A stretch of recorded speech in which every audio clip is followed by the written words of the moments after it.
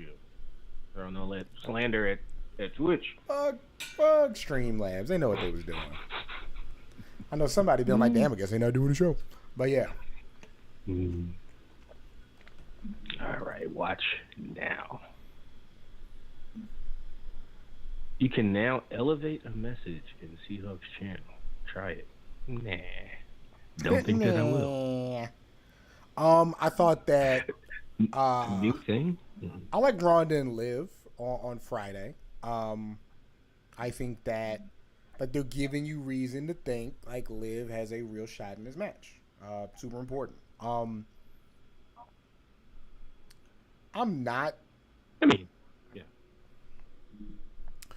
Like, Go ahead, you're not what? Drew, Cross, fine, whatever. I'm not even like super into that. Brawling Brutes and Imperium should be really good. Because you know it's gonna be some ass kicking. So do you think? I mean, we're gonna get into predictions, so we'll kind of go down there. But yeah, I thought TV was solid. NXT, I thought was way too epilogue heavy, way too prologue heavy. Like they did way more talking than I want to see people. Like you have a show where everybody can be on there wherever you need to be. They're not somewhere doing something else. They're not doing promo across the country. So yeah, I thought that more interpersonal interaction between like the guys in the main event for the title match at Halloween Havoc. I thought that would have been good. Like the vignettes were fine, but I didn't like the opening with Pretty Deadly. I thought it was way too cute. But you know, like there's still. I saw Mello beat the one guy who was pretty good. Yeah. I was like, oh, standard driver, and then Absolutely. like, oh no, not so. That guy's standard. good. Yeah, I got one last week. Yeah. Mensa, yeah, he's solid. Oro Mensa. And then, you know, you had the Brawling Brutes kind of go back down to NXT, motivate Briggs and Jensen, and also motivate Sweatsuit. Yeah. So that was good. That was good. Can let me counter the prologue? Even though I didn't see the show, I saw the one match, and that was because I wanted to see. I thought there was a complete revamp, and it was just some slight things. Not too big of a difference. Yeah, new logo or a new color scheme to the logo, sort of. Do you think it was prologue and epilogue heavy and just talk heavy because they have a ton of new folks with the merging of NXT UK that they feel they have to get over, and talking segments is a way to do that? Or were they just featuring the same old NXT talent that I think, in the last I mean, you have McDonough 3-5, and you have Dragunov, who, isn't super, like, the American crowd isn't super familiar with him, so I understand that part. Yeah, I mean, again, like, I just thought you don't have to do all that in the same show. You can spread that across. I do think that they need to be careful not to overexpose Roxanne Perez. I just thought her going back and forth with Cora. Did you just show up? Yeah, but her going back and forth with Cora about the things they wanted to do and their relationship and who did what. I'm just like, you have like a chance at a real strong, pure white meat babyface talent. Like, don't have her go too far off into being catty and petty. Like, no, let's keep her on the straight and narrow. But again, it wasn't bad. I thought it was just overproduced this week. That's all. But yeah, you wanna get into these predictions for the pay-per-view, and I mean, like, Saturday's gonna be crazy. So, like, you don't care, but of course it's Texas OU weekend, and so, like, let's see, that's at 11 a.m. and it's probably gonna go till 3 or 4. Right. And then Extreme Rules. So I'm probably gonna have, like, I might have people over early and people over late, because we live in Austin where people watch that. Let's see. The start time for Extreme Rules is 7 Eastern, so there might be some crossover there. We'll see how long people want to eat my food. But yeah, that's like Saturday is going to be quite the day with both of those. But yeah, you want to get into the show and what you think is going to happen? Yeah. All right. So 6-man Brawling Brutes against Imperium. I don't think that Gunther needs to win every single match he's involved in. I think he needs to keep the Intercontinental title and not be able to be beat. You know what I mean? So I could see Brawling Brutes winning. And this is the match. This is the match you would, if he could lose, this is the match of 6-man that he's far away from the pin. Absolutely. So yeah, I think just for credibility's sake, I think the Brutes would have to win this one. Yeah, agreed. Just kind of ebb and flow of how the story's been told. You had them in NXT this week trying to motivate everybody, so you have to believe that they're motivated in turn. So yeah, for sure. Balor and Edge, I quit. Mm-hmm. Like, I got Edge all day. I think Edge too. Balor is apparently Balor is like set for a big push. I could definitely see him as a world champ, especially if they do split the titles. So yeah, but I also have Edge. So is this rethinking that Edge promo? Is there a way to look at that where this is the big sad moment where he does have is that it for Edge? Like do they just not build it up and then he says, let me just put Ben over huge at Extreme I can see that too, or whatever. I can see that too. Like, Edge is like, and it's not even an I quit, like, because you're in pain. It's more of a I quit. Like that's the tone of like, oh, holy shit. And they're just like if AJ is the one that causes Edge, I don't know if you can tie that in. Yeah, because they've been doing a very good job of like, AJ, I'm your friend, you need me. They've been doing a very good job of that.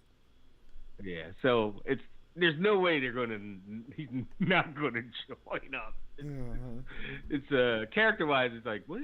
Sad to say, but it's like, well, that's kind of where that kind of story goes, like, right? Yeah. Like, somebody gotta give up the ghost. He's withstood him for weeks and like months even, because this is a callback to, they didn't fully go for it when the Judgment Day first started, but they were out there interacting with AJ and got away from it. So yeah, coming back to that, absolutely. Yeah.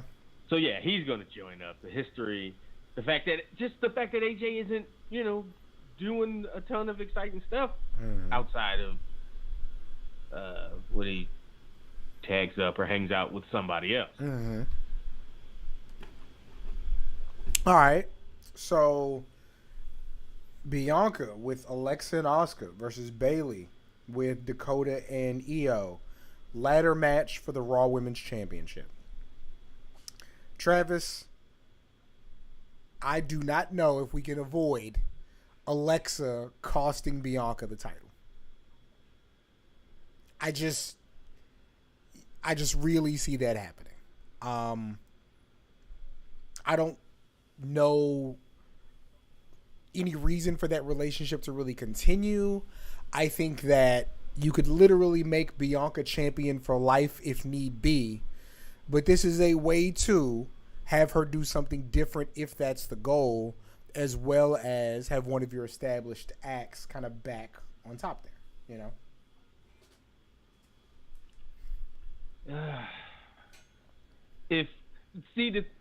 I could see that happening, but the aftermath, right? Like, okay, well, on one hand, Bianca's going to want to chase back, get her title back, but also she's going to want to, beat up Alexa Bliss. And I don't see that going very well for Alexa Bliss for so many reasons. And you would either have to make Bianca, who has been built to be this really strong,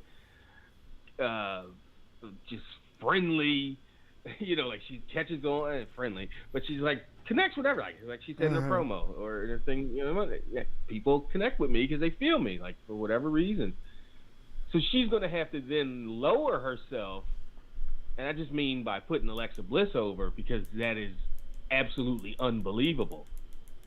And she's going and just unless they just have her go in there and beat the shit out of Alexa Bliss and destroy her, which gets you where? Well, I also think what that does that do for Alexa Bliss if presumably they're going to want to do something with her. I also think that Alexa Bliss might be doing something a little different here pretty soon. Ain't gonna change the fact that she's 5 foot, 105 pounds. Sure, but when she was 5 foot, she's really but remember when she had magic powers and couldn't be hurt? That changed things. Man, don't see where her power's been the last 18 months. On vacation at the crib, playing with miniature ponies, with a fine Dominican wife. That's where her magic powers been. But okay. Drew and Cross. I think Cross has to win this. Like, haven't had a main roster match since you've been back. Immediately going against a top contender who you've been physically dominating. I think Cross wins this. It would just cement, I think, in a decent amount of fans' minds that, that's exactly why Drew McIntyre is not the champion today. Not because Solo Sikoa screwed him. It's like because he can't even fucking beat this guy? Damn. So that might be the case. I'm going Drew because fuck Karrion Kross. That whole no. Push him at your own fucking peril. Motherfucker is just anti-fun. Just like, ugh. As soon as he comes on, like, okay. Push him and have him be one of your number one contenders and see how that goes. I feel like your lock for the weekend is Riddle beating Rollins in the fight pit. I feel like that's your lock. That's if I had to somebody said out of these 6-8 matches, pick an absolute lock, that would be the one. Yeah, it's just like you got to win something. You're not winning. You haven't won the matches. You ain't won the promos. Seth said you're not winning in life, so you got to win something. Does he dominate Seth, or is this a very even keeled? Seth is going move for move with him, and Riddle just finds a way to get the job done. I think the point to having that kind of a match is, we're assuming Riddle has an advantage because whatever fights, but I guess. But if you're putting that if you want to have a match like that in a year, 2 years, whatever, fuck 6 weeks. I don't think they would, but you have to give it a feel of some kind of daunting, the fact that they said it's the most brutal match or whatever in the WWE. That was absurd and ridiculous and should not have been said, edited, and then allowed on the fucking TV. It was just a failure at three stages. It's just a cage with a platform. It has no barbed wire. It's got no explode. How is it worse than anything else? But the point would be it's a fighter's, the fighter's going to win this match, not the pretty boy wrestler type. Or they could, but if given all things are even, you put them in this environment, the fighter should win, and I think for that alone, you should have the fighter beat the wrestler in the fucking fighting cage. Yeah. Even though they're both wrestlers, but you know. But yeah, one with the background, with the home field advantage, as it were. Yeah. Yeah. And Seth hasn't denigrated any kind of fighting, you know. So that would be something you could draw on as well, but they didn't go there. Seth doesn't, or at least I don't think. It's more of a personal grudgy kind of thing.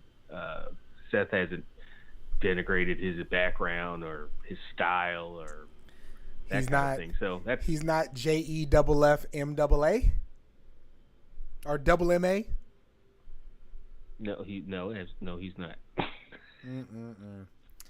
And then I wonder what match is going to main event. I wouldn't be surprised if it was this one.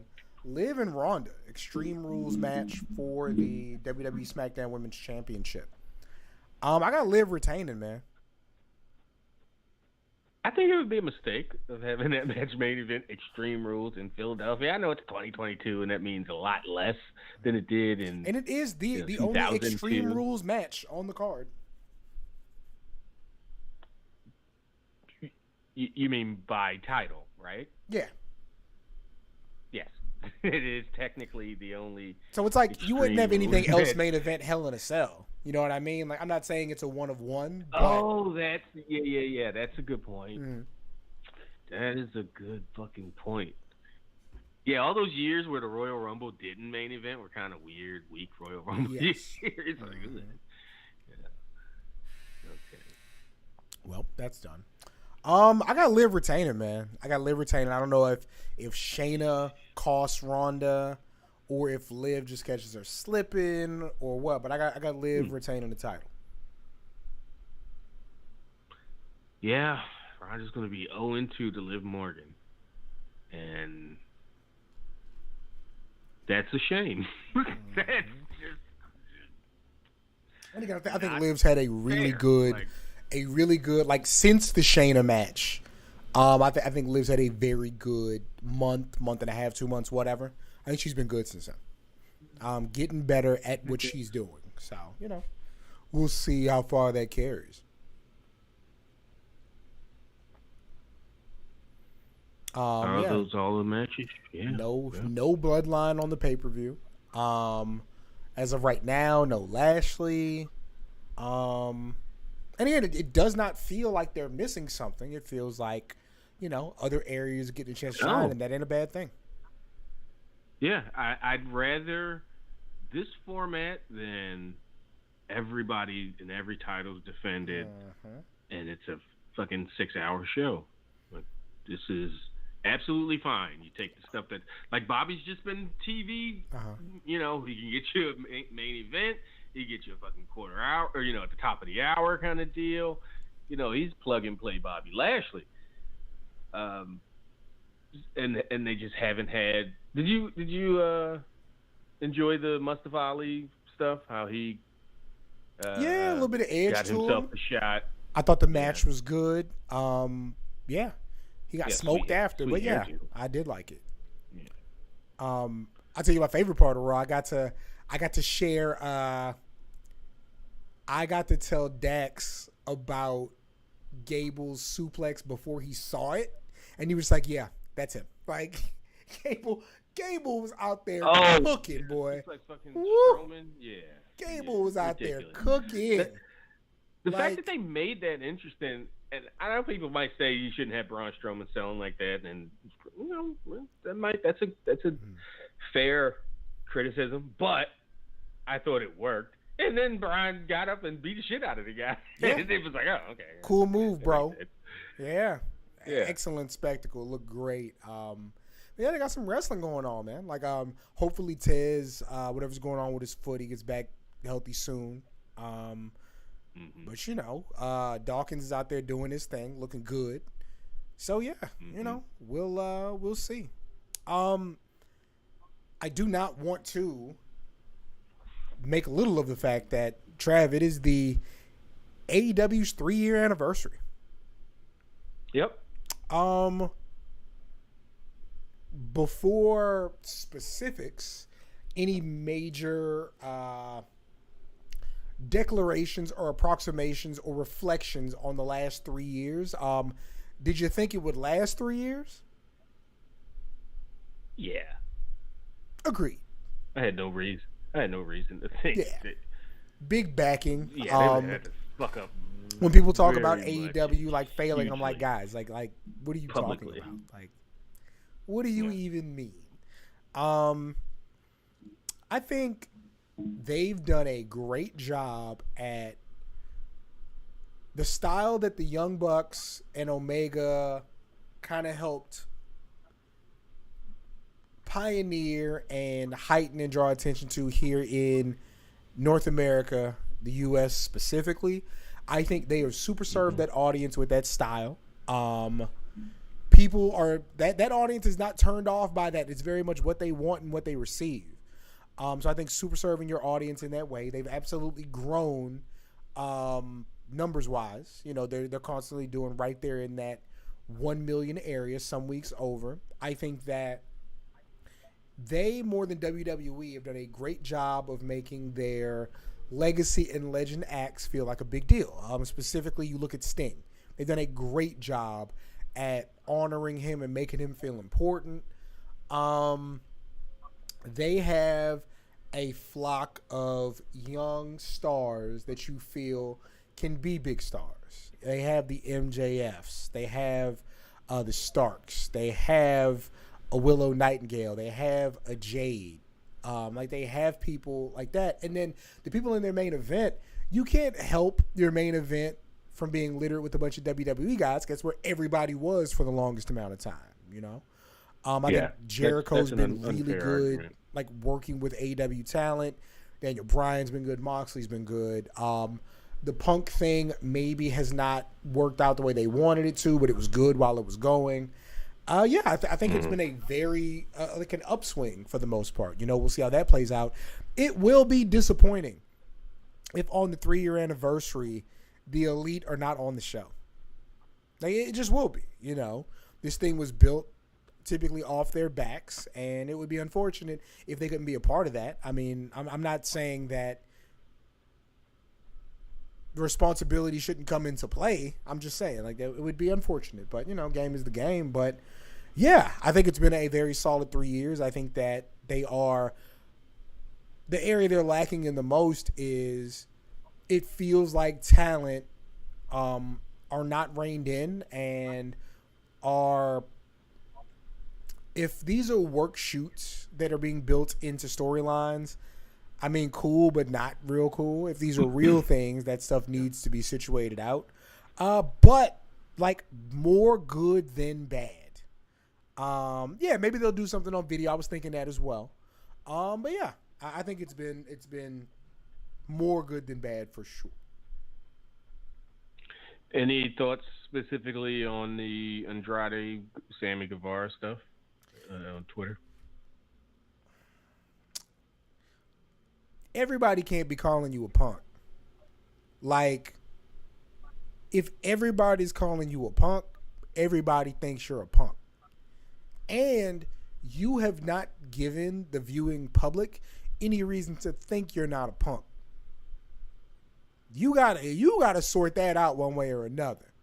'Cause, like, this is not adding to you and who you are. Like, there's way too much. He got pulled from Rampage. Like, look, he was talking crazy, but, like, yo, Sammy, like, you gotta. I wouldn't want everybody to think I'm getting special treatment, and the reason I'm getting special treatment is because I can't defend myself, and not defend myself in a fight, but I can't man to man talk something out, and I would not want that to be my reputation at my job, let alone some damn wrestling.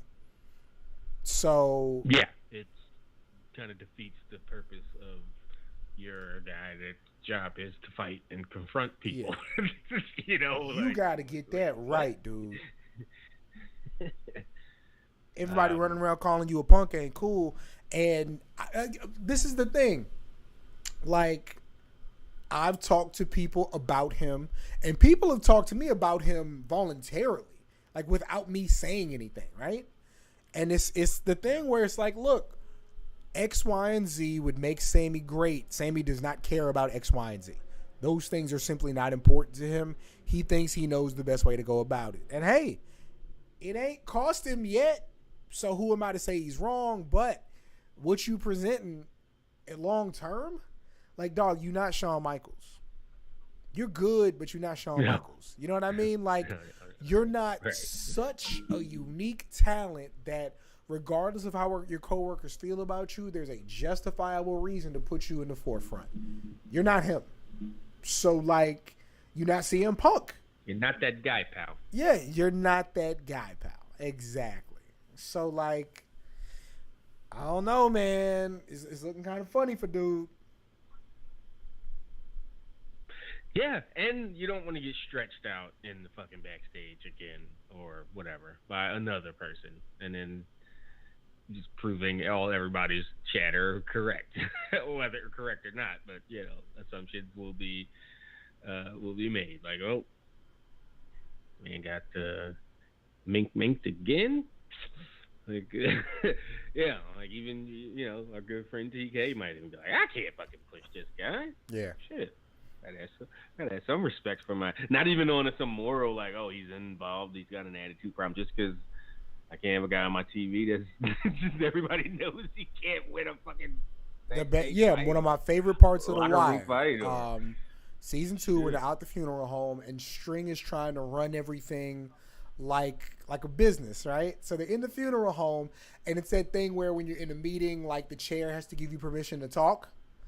And then they're talking about how they can't get the dope's bad. They don't have corners. And Pooh puts his hands up and says, does the chair know that we going to be out here looking like some bitches?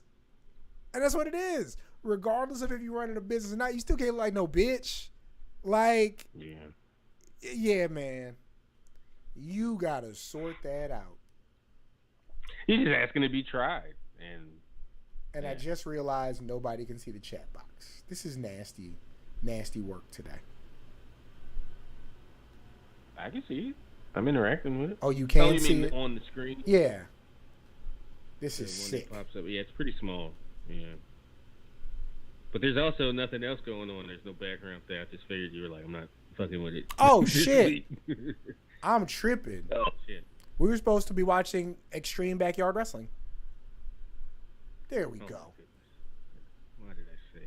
Why, Travis?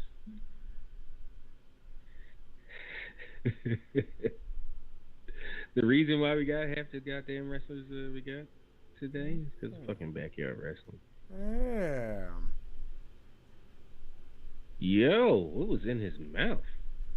Hey, yo. His alls. Hey, yo. All the hepatitis C is just flying around. They're doing the most. Okay, there we go. We got a chat.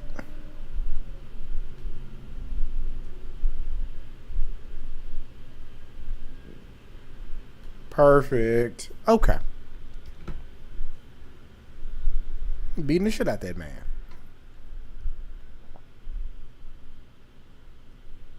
One guy kind of looked familiar. Did you have tacos yesterday for National Taco Day and Taco Tuesday, Trav? Nope. Weak. Now I want a cheesesteak. I had ham and cheese for lunch, and I had fried chicken and vegetables for dinner.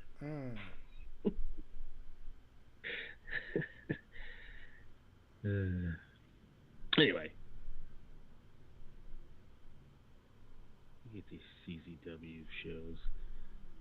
I used to watch a decent amount of this shit. I wasn't always the well-refined wrestling fan that you see today. Damn. I tried to get a cheesesteak with no cheese. They're not having it. Oh, fam, go to Hoodies. Not going anywhere. Or have Hoodies DoorDash. And what is Hoodies? Hoodies is a spot in Round Rock that's got fucking cheesesteaks that, like, the people that run it are from Philly. They got Tasty Cake products. I walked in there ready to hate the place, Cam. just with my fucking Philadelphia nose in the air, like, nah. But then I walked in like, oh, these people ain't faking it. And then, you eat the food and it's fucking terrific. But yeah, I can't imagine they would say, no, you gotta have cheese. Like, pussy, you take my $12 and shut the fuck up. Right? I don't think they're on DoorDash, but it's fine. I'll manage. Yeah, they're great. Keep them in mind if you're bad around. It's not far. Anyway, so all right. Any AEW talk before we? I mean, tonight you got Bryant and Garcia against Jericho and Guevara. Should be really good. Trying to see what they're doing with the women's division. Another week with Saraya. I did not think last week was strong. I really think they need to establish why she's a big deal. I was telling people like they should just read off that she's former world champ, and they were like, well, she got overshadowed by the Horseman. I was like, Jericho been overshadowed by every single main eventer in WWE ever, but we should still acknowledge how great he is. Like, what are you talking about?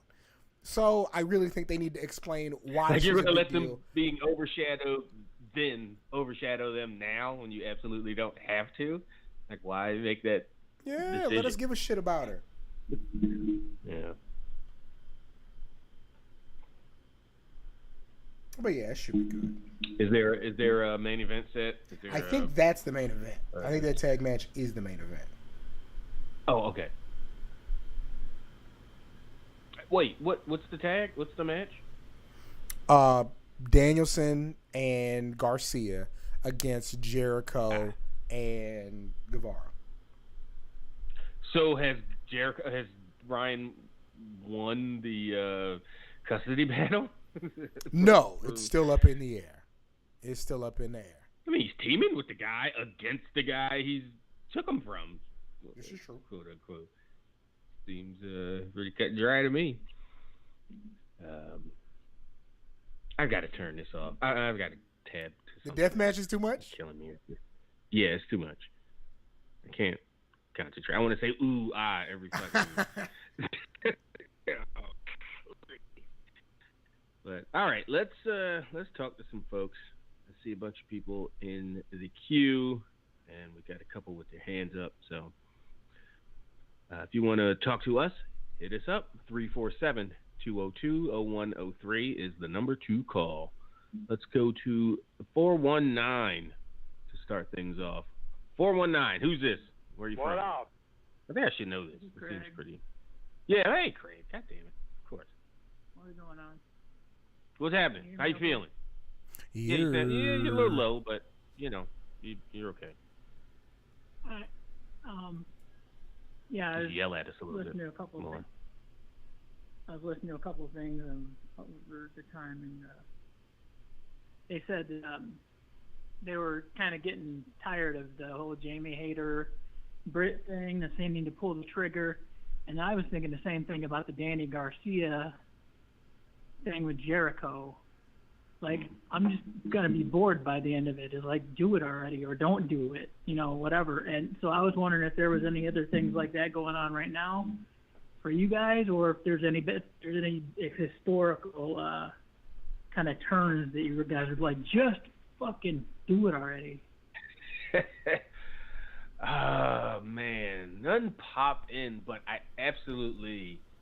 we all have been a part of some really epic ones. I just can't think of any. I kind of a will they, won't they.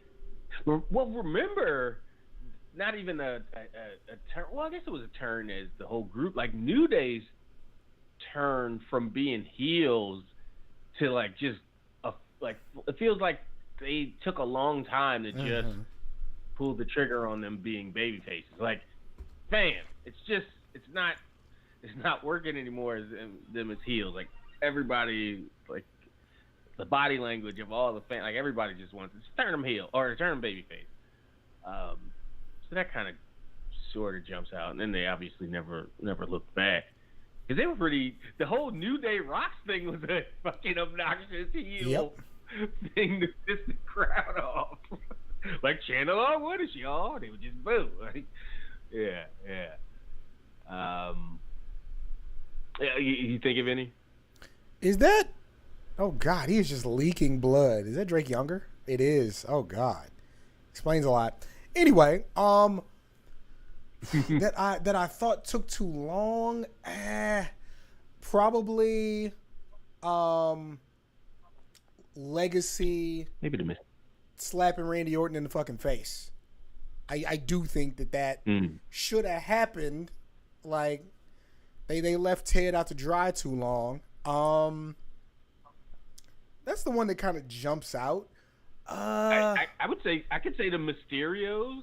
You know. Oh yeah, up. Dominic. But then it actually worked out because at least they got to do their turn while with no Vince.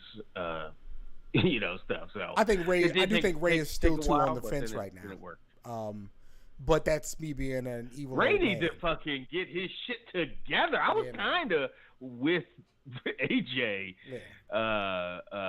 Monday night. Like, fam, man, what the fuck, man? And the fact that he's all tearing up, like he's not 12 years old. Like, this is a grown ass man making terrible grown ass man decisions. Wait, 30, but still. He's 22 or whatever. Greg? Yeah. I'm sure you have a few in mind, or at least one or two in mind. Thought of the question. The Danny Garcia one, the Acclaim took a little bit to go, but I think they didn't drag it out too long. I have a hard time with historical stuff because I skipped a whole bunch of. That's a whole I guess you could say Roman, but like nobody expected a heel turn to come. I think that's been good over the time lately, especially because I think you add Solo and Sammy to it, and it feels fresh again. Like because again, it's this thing being built off of not just Roman being a heel, but him being like a legit sociopath in a way that's not cartoonish like most wrestling is in that way. Like it's been fun to see. I think that this added a lot to it. It could have. There are people who think it's stale, but it's also like, I don't know. I don't want to talk about everybody's sensibilities, but I think a lot of people think it's stale because it's Roman. But I think it's been really good. I think they found a way to stretch it by adding characters to it, though. Mm-hmm. Yeah. And my question would be, then what? Like, what would you put on top? It's the question you ask Cena haters in 2010 or 2012. It's like if your money was on the line, who do you push on that show over him? Mm-hmm. It was a question. I'm pretty sure Boris, who's on the whole, got asked that. And you gotta grudgingly go, well, I'd push Cena because he's obviously the biggest fucking star they got. I just hate him, like personally, which is fine. But you got to understand why he's getting pushed and how this thing works. Mm-hmm. It's a 50-50 chance whether you're gonna like somebody or not. So you can't fucking win them all. Damn. I mean, imagine if you hated Hulkamania and you were a 16-year-old 1985. Like ready to it's like, God damn it! I got the next 10 years, 8 years. This is what's gonna dominate my TV, and just. Hey, but listen, that made me get out. Oh no, you got it. Go ahead. 96 when he resurfaced as the heel, and I was like, fuck this. I've already put up with Hogan enough. I'm out. I don't want you against the Torch. Oh, right. That's that went into your or 18 years however long it was. How do you? Yeah, and you're the weirdo who left because of that. That interested most other wrestling fans, the heel turn. Well, but you're just like, it's Hogan. I am weird. I'm done. Yeah. Well, I'm a weirdo because like everybody's all over the Roman thing, and I'm just like, well, all his you guys have heard this, but all his matches are the same. He gets interference in every match. You know how it's going to end. Everything is so fine. You say all his, real quick, when you say all of his matches are the same, do you mean really exciting? No, I mean they're going to end the same way. Wait, with Travis. Some kind of interference. He's not. I mean, if you're a Floyd Mayweather fan, are you complaining that Floyd Mayweather's match fights all ended the same way, 50-0, wherever the fuck he is? Well, that's the thing. That's the thing. I'm not a Floyd Mayweather fan, so if I'm just watching, me neither. But that's what I'm saying. If I was a Roman fan, I'd probably be into it. If I was into it, I'd probably be into it. Travis. Well, I'm into it because it's fucking good, not because it's Roman. Travis, who is this we're talking to? Craig, what you mean? It is Craig. Yeah, Craig, you're low. I can't hear you, Craig. I hope you're doing all right. I hope you're safe. Quit being a fucking hater, man.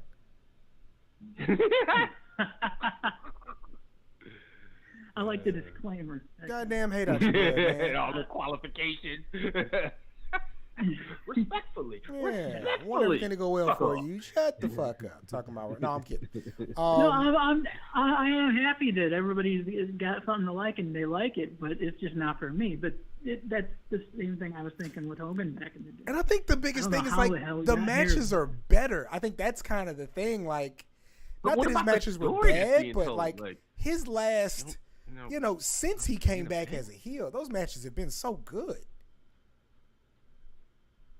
There's a distinct difference in what he was doing as a face. And I mean, of course, you're going to get a Superman punch. You're going to get a spear. But we're talking submission moves. We're talking beating people down and talking shit to them the whole time. Like, dominating people, not just dominating the win column. Like, it's been really, really good. All while doing this, while establishing the tribal chief stuff, while building his faction in a way that 2 years in, people are like, are we tired of it now? Mm-hmm.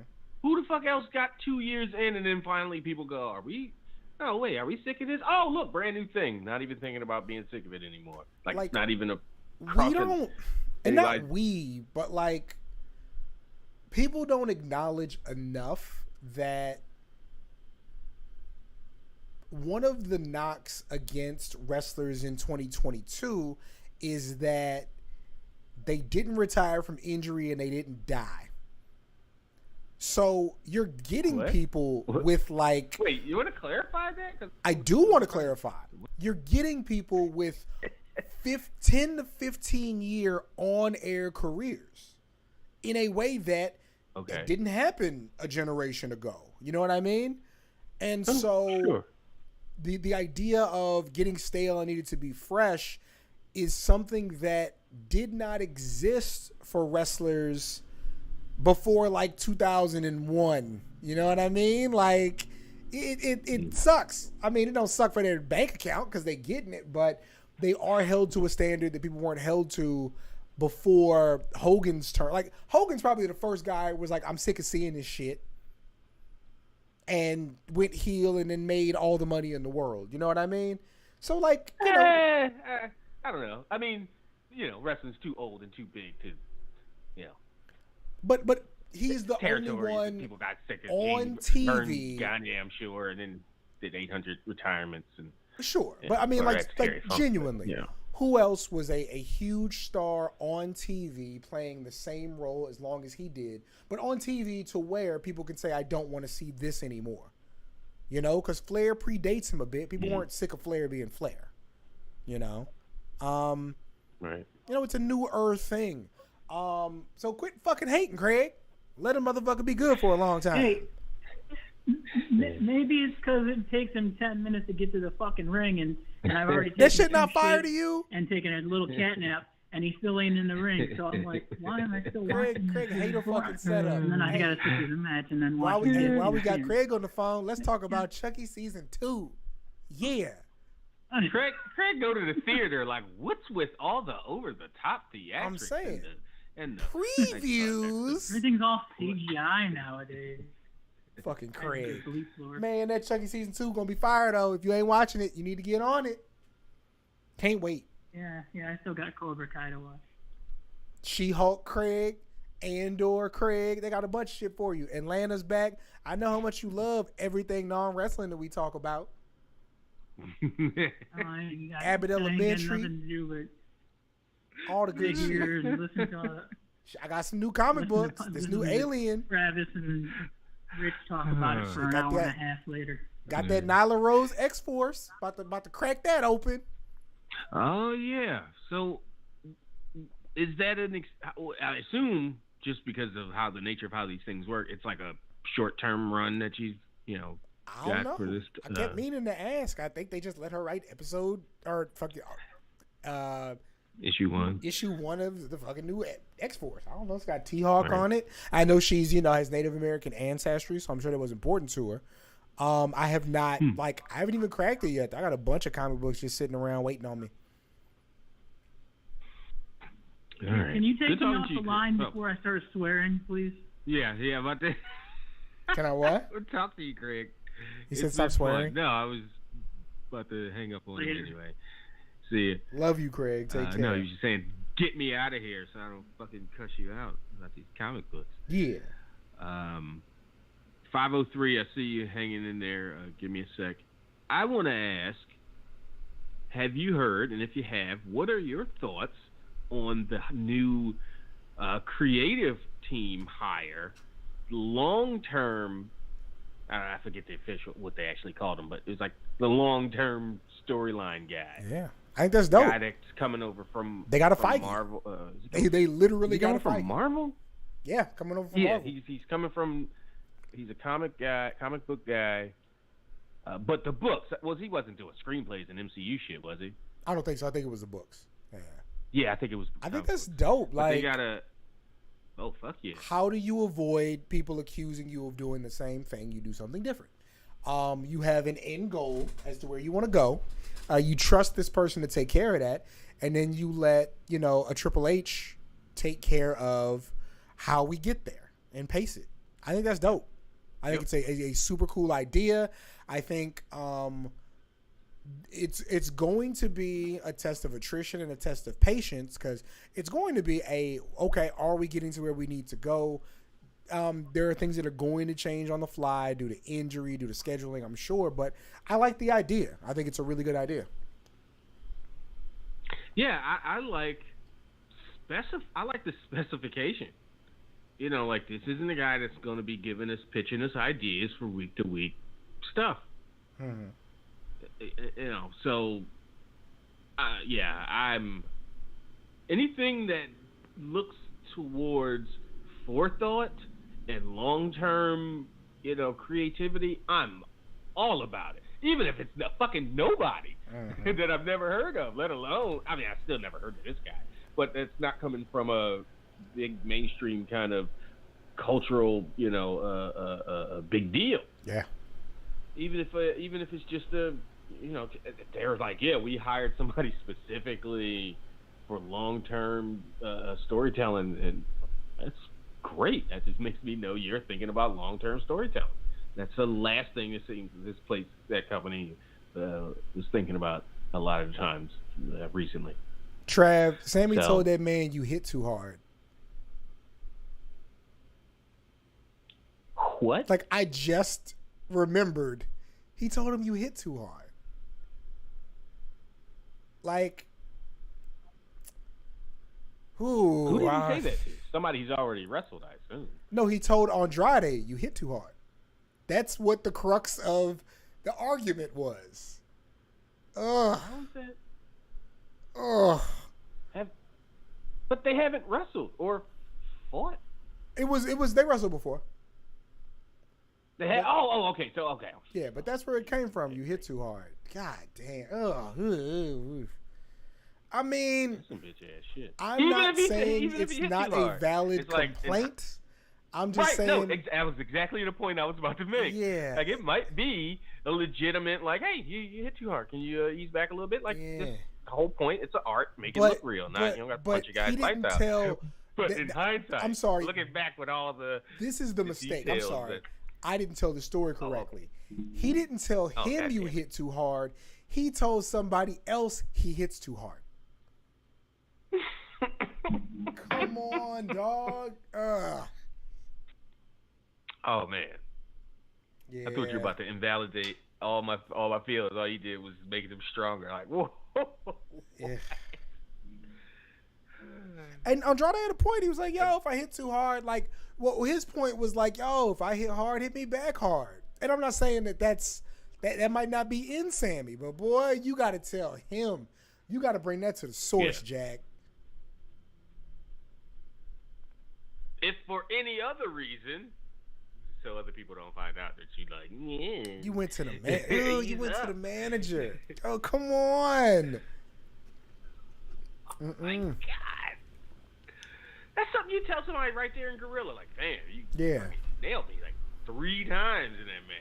And to be and like honestly, it's not like it happens in AEW. Just trust me. Mm-hmm. Believe me now, or listen to me now, believe me later on, chat and listeners. People in AEW very much tell each other after a match how they feel about the match. So it's not this thing that doesn't exist. Okay?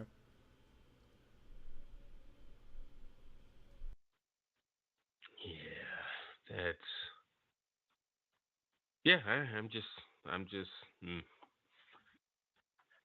sheesh. All right, let's let me check the inbox. Make sure nobody's snuck in.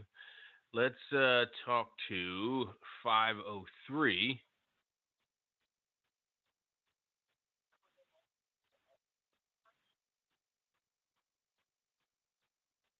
What's happening?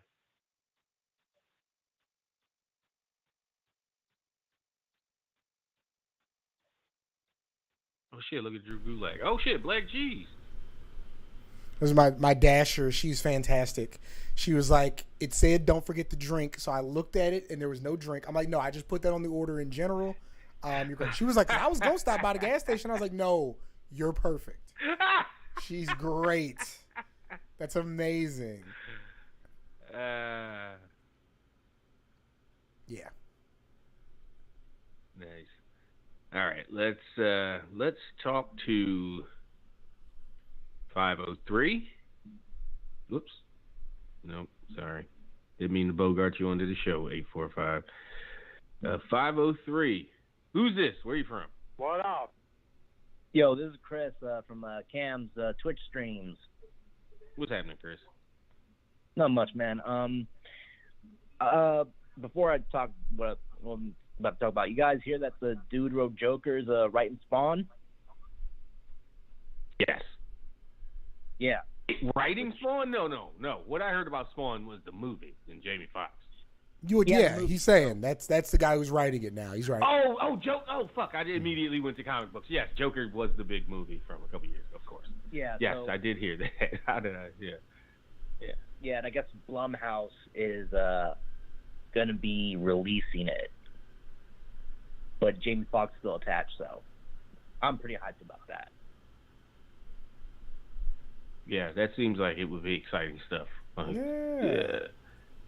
Yeah. I wonder, like, in the age of, I would say there's not too much difference in Michael Jai White's Spawn face and Deadpool's face. Mm-hmm. So I wonder what they do. Yeah, with the fired up crinkled face. Yeah. And does Jamie take off his hairpiece for the wow for the makeup? I ain't mad at him. She looks great. Are we doing the whole thing over? Like, you got to tell that whole Spawn story over. It's been almost 30 years, so yes.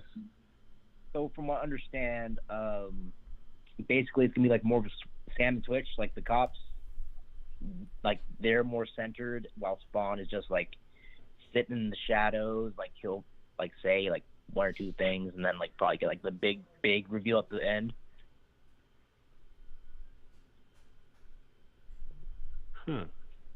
Interesting. Yeah, I want to see a big superhero kind of deal that's not, Marvel or DC. Like this is going to be interesting in this marketplace with big stars attached, and done in a big way.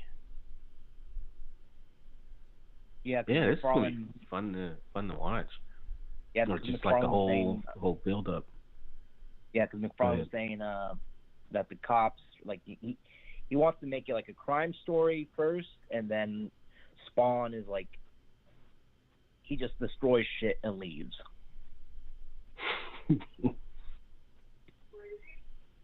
I'm with it.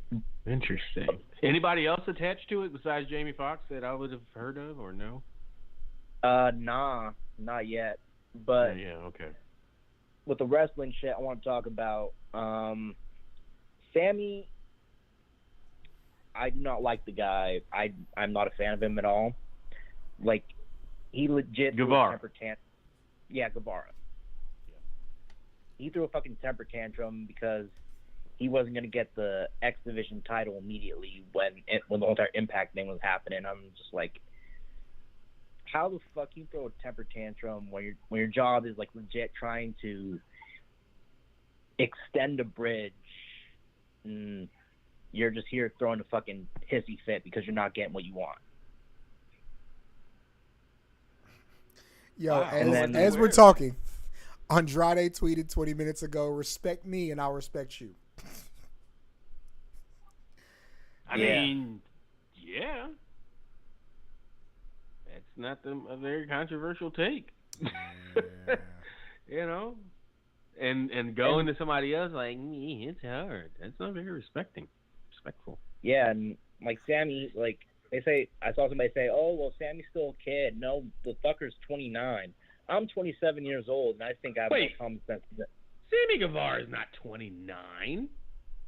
Yeah. He's that old? Makes you be like, yo, you should know a little bit more, kid. He is absolutely 29 years old. Yeah. No, he will be 30 next year. Yeah. Yeah, because I was born 95. This dude was born 93. He's the same age as my younger brother. He's a grown-ass man. I'm about to say he's the same age as my brother and sister. Yeah. Shit.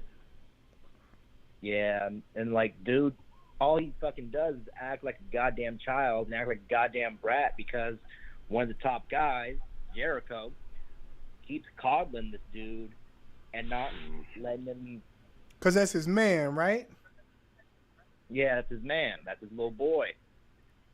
That's his wrestling son. More or less. Yeah, if you feel like, hey, I'm kind of untouchable because look who my homies are.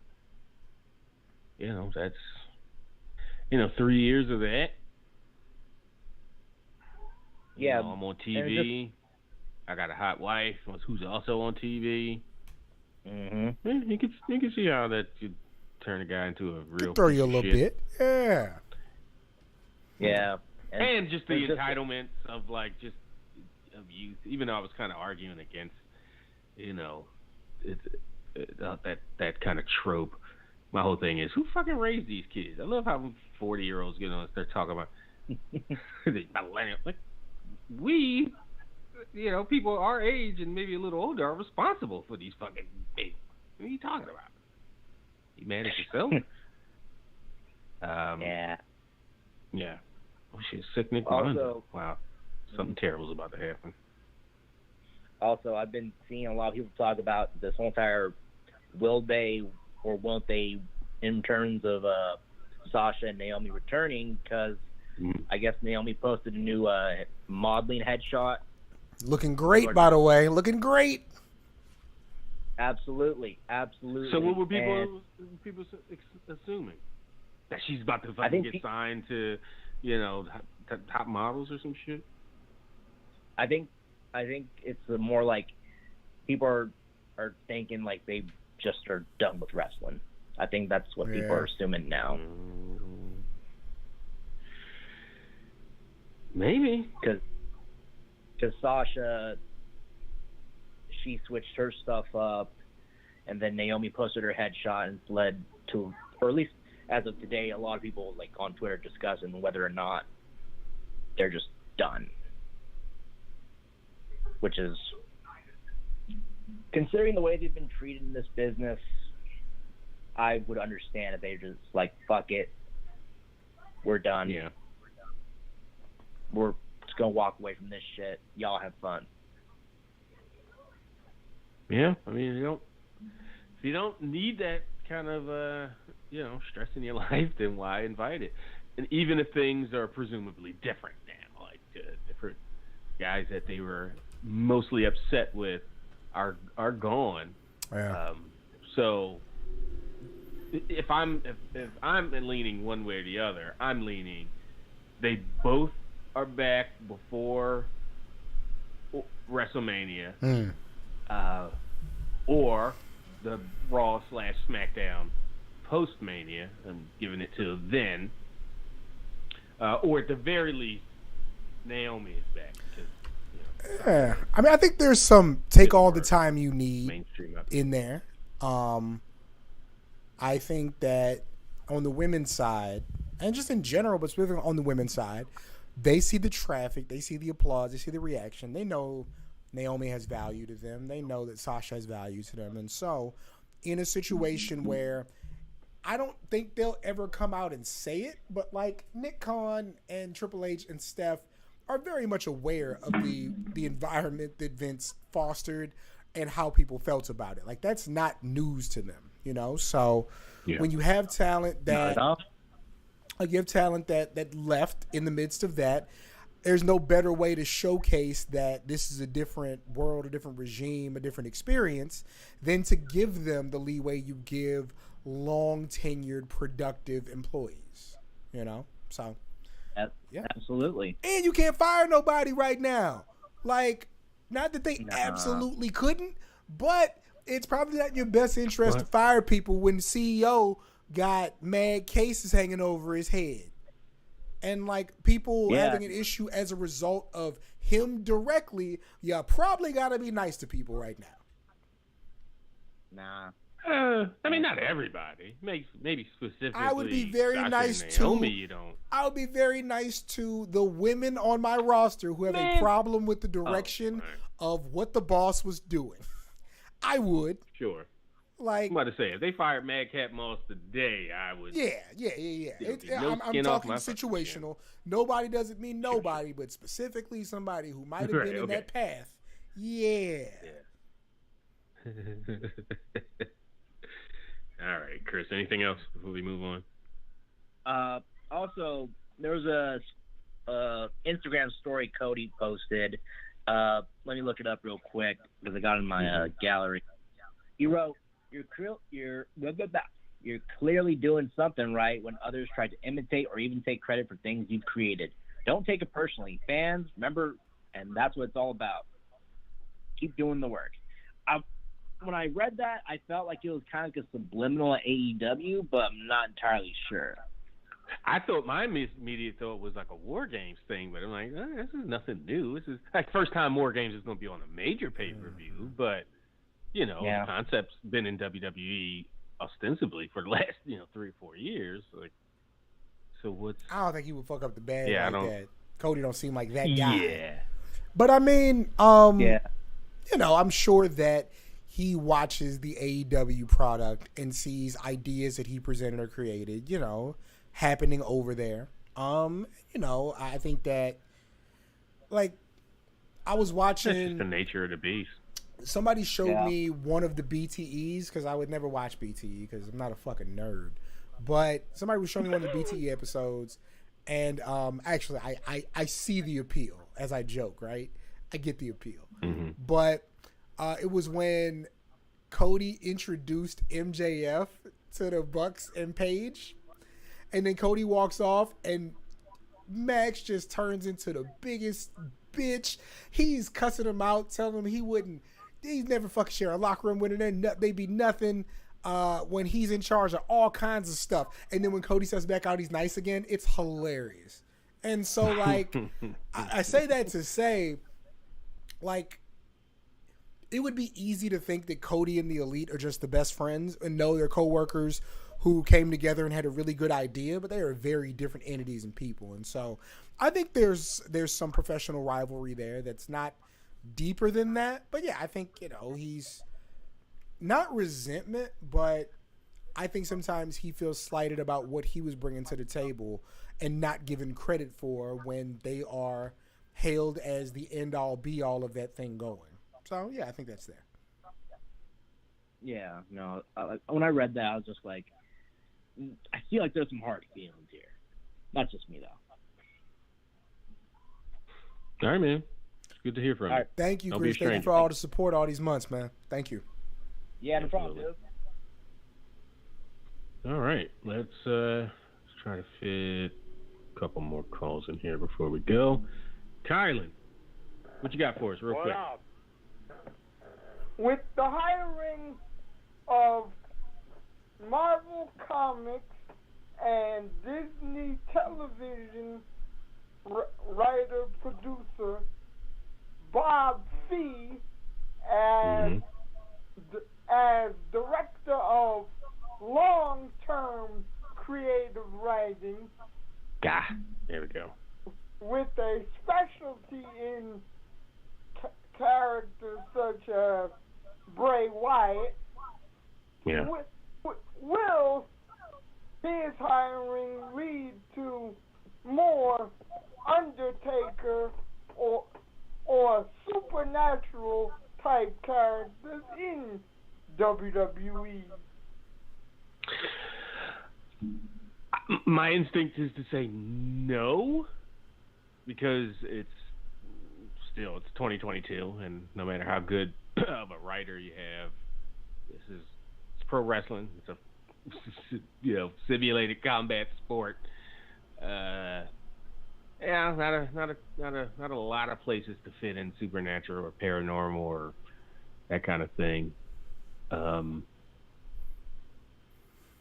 So just instinctually, I would say nah. And I think he'd be like, oh, just because I write comic books, I gotta fucking write paranormal. I can't tell like normal stories that would, So I wouldn't want to fit him or try to corner him into that back him up into that corner or put him in that box necessarily. But anything is possible. He is apparently one of the people behind the White Rabbit stuff. I love that people are like following that mystery. I never would, but I enjoy like watching people engage with that. If it's something that has you like genuinely curious about what's going on and you want to follow the clues and stuff like that, that means it's working. I think that's cool. It was interesting to catch this shit on Raw because I'd never seen. I just would hear people talking about it. Like, I completely missed that. Like, there's the lantern in the fucking in the background of the poster, of the Extreme Rules poster, various little things that the internet has to bring to my attention. But I did notice somebody was walking backstage. Oh, no. It was during Alexa Bliss's thing. And it was, I guess, after the beatdown. But she was there. And the screen started doing some weird shit. I was just like, come on, y'all, get your shit together. And then I was like, oh, I think that was a little glitch or whatever that they're doing. And because I saw the QR code. And then later during the contract signing, which was the big obvious one, I guess the flashing a QR code on the screen, even as quick as they did, is pretty obvious too. But Corey Graves, on the back of the contract, there was another QR code that I guess you're supposed to fucking stop this Lithuanian stream of Raw that I got and fucking try to pause it and take us some pictures, zoom in on the camera or whatever. I'm not doing that. Just fucking tell me or send me to an actual place. Yeah, anything that's not worth doing overtly, and I know it's a new regime and new management and all that, but they still don't have the best history with this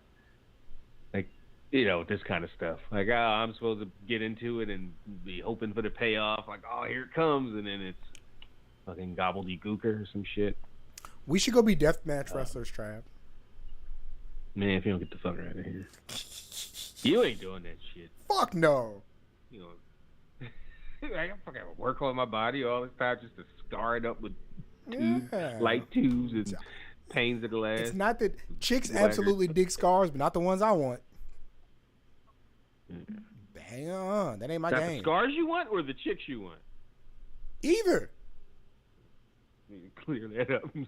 It's not my wheelhouse, baby. Give us something real quick before we go. What up? Y'all been keeping up with since y'all cover everything. Y'all been keeping up with House of Dragons? Man, I somebody have was not. asking me about In that the TV today. shows you mentioned, House of Cam, you Dragons didn't not mention really House of like. Dragon. I be trying to watch Game of Thrones, dude. If I might have to catch up so I can watch it with everybody else. But man, with Sunday night football going on at the same time, I don't see it happening, man. It might be a late watch. That might okay, be. And I'm just absolutely not trailer. watching TV, so I don't. The Who trailer? The latest Black Panther trailer. Yeah. Yo, yeah. Wait, when the fuck did Riri Williams show up in the? I did not know that was going to be her introduction. And I'm glad I had the damn captions on because it said Riri Williams, and then ARG or whatever her quick line was. But I wouldn't have noticed it because it was just her like yelling or saying woohoo or something.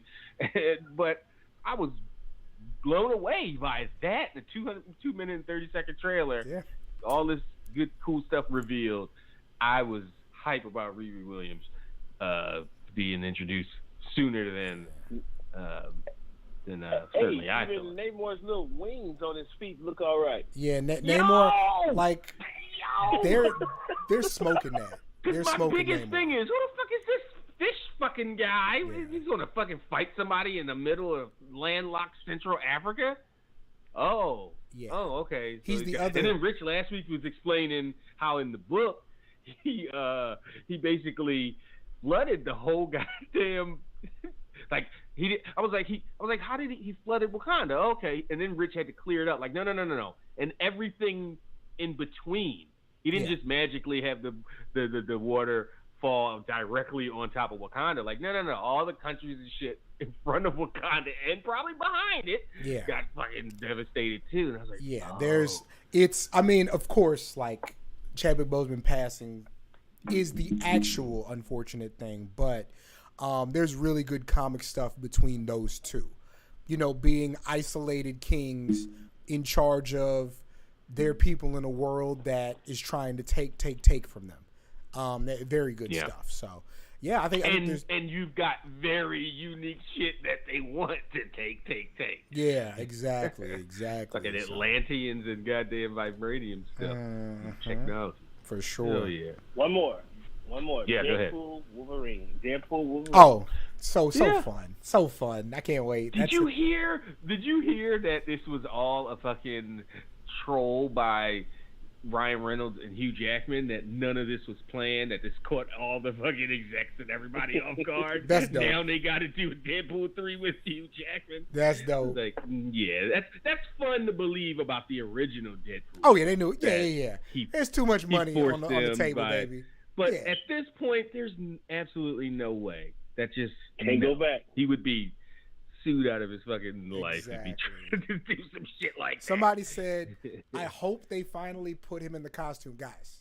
If there's one thing you don't have to worry about, they're gonna put him in a costume, even if it's a gag, even if it's like in the credits showing him in a bunch of different Wolverine costumes." You absolutely are going to see him in a costume. I would bet any amount of money in the entire world on that. Hopefully, it's the one that's been floating around in the suitcase. The gold. Yeah, I hope it's the brown and gold. Like, yeah. Yeah. Yeah, that makes the most sense. I already got my tickets for Panther, and I'm out. Very nice. All right.